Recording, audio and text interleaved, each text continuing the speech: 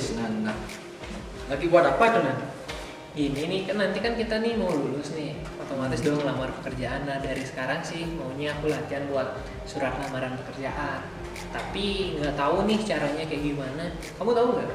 Surat lamaran pekerjaan ya? Waduh, kurang tahu. Kalau Arda tahu nggak? Setahu aku sih kalau buat surat lamaran pekerjaan itu tidak sembarangan. Harus ada struktur-strukturnya. Yang pertama itu tanggal dan tempat pembuatan. Kalau untuk lebih jelasnya, yuk kita pelajari sama-sama. Hai para siswa dimanapun berada, pada kesempatan ini kita berjumpa dalam pembelajaran Bahasa Indonesia untuk SMA kelas 12 terkait dengan lamaran pekerjaan. Ilustrasi tadi sudah menggambarkan bagaimana pentingnya lamaran pekerjaan ini tercala para siswa nantinya lulus dan kemungkinan akan bekerja pada suatu perusahaan. Oh kalau kayak gitu maksudmu yang kayak seperti ini ya? Bentar kan? Nah yang kayak gini ya? Benar. Yang pertama itu ada unsur kebahasaan. Yang pertama menggunakan bentuk surat yang standar. Yang kedua bahasa yang baik dan benar. Oh kalau gitu artinya unsur kebahasaannya itu kita itu harus buatnya dengan singkat, padat, dan juga jelas dong. Nah, selain itu jangan lupa ada juga komponen surat lamaran pekerjaan seperti tempat, tanggal, lampiran, dan juga yang lainnya. Nah, berikut ini adalah pengertian dari surat lamaran pekerjaan, yakni surat-surat yang dikirimkan oleh seseorang atau pribadi ditujukan kepada suatu instansi atau perusahaan. Sifat dari surat lamaran pekerjaan ini adalah bersifat resmi dari seseorang. Pembelajaran kali ini kita akan mencoba untuk menggali atau mengidentifikasi sistematika dari lamaran pekerjaan itu sendiri. Bagaimana anak-anak sudah siap? Nah, kita juga akan menemukan hal-hal yang penting dalam surat lamaran pekerjaan, termasuk komponen dan unsur-unsur dari surat lamaran pekerjaan itu.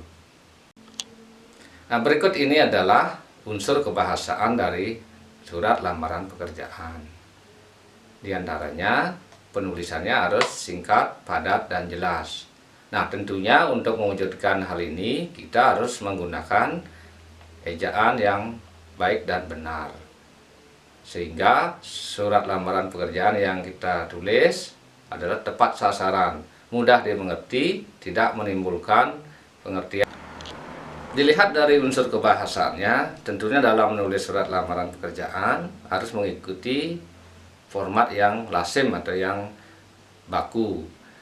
Nah, bahasa yang digunakan harus baik dan benar. Ini kita lihat dari bagaimana penulisan lamaran pekerjaan ini harus singkat, padat, dan jelas sehingga tepat sasaran dan dapat dimengerti, tidak menimbulkan suatu tanggapan yang beragam. Lamaran pekerjaan yang dibuat itu ada dasarnya. Misalnya adanya suatu iklan, pengumuman atau brosur yang dibuat oleh suatu perusahaan atau instansi. Tetapi lamaran pekerjaan juga bisa dibuat atas inisiatif sendiri. Nah, mari kita cermati komponen-komponen dari surat lamaran pekerjaan. Yang pertama itu kita lihat dari tempat dan penulisan tanggal surat. Nah, ini ketentuannya, tempat dan tanggal surat ini dibedakan oleh tanda koma. Nah, kita lihat komponen surat lamaran yang kedua, yaitu lampiran dan hal, seperti yang terlihat di layar berikut ini.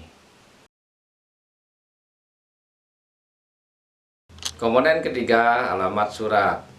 Ada poin-poin penting yang perlu diperhatikan dalam penulisan alamat surat.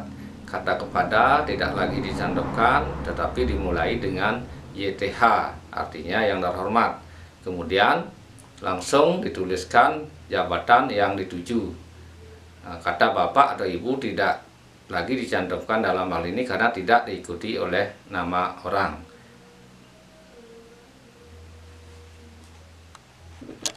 Komponen selanjutnya adalah penulisan salam pembuka. Biasanya salam pembuka dalam surat lamaran pekerjaan adalah memakai dengan hormat dan diakhiri tanda koma.